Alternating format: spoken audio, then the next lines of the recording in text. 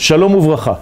Nous avons parlé dans les cours précédents de ce qu'on appelle la prophétie et le Ruach HaKodesh, l'Esprit du Saint béni soit-il, qui passe à travers le peuple d'Israël, qui a été créé justement pour dévoiler les valeurs de l'infini dans ce monde.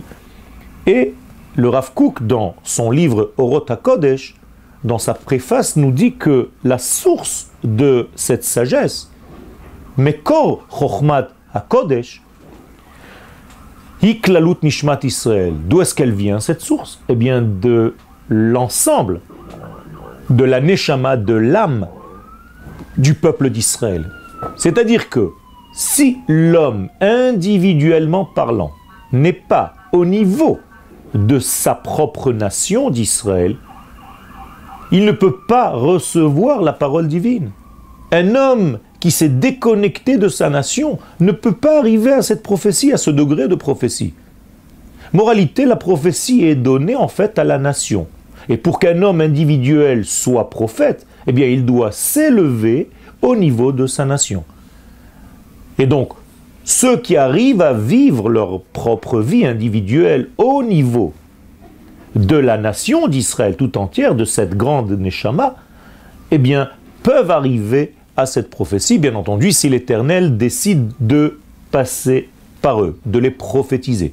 Car on peut faire des études et arriver à être prophète sans jamais recevoir aucune prophétie. Ça, c'est déjà une décision d'en haut, une décision divine, de traverser cette personne en question ou bien de ne pas dévoiler. Même si cette personne reçoit certains degrés, on ne lui demande pas d'aller dire aux autres.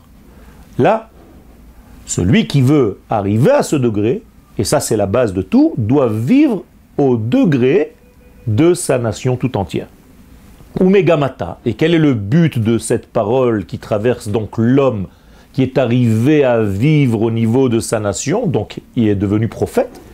Eh bien, Geulat Knesset Israël. C'est tout simplement pour délivrer l'assemblée d'Israël qui se trouve en réalité dans une prison, dans une forme d'emprisonnement, car cette assemblée d'Israël, c'est ce qu'on appelle la Shekhinah, la présence divine, et si cette présence divine ne se dévoile pas sur terre, ben ça veut dire que Dieu, entre guillemets, est en prison.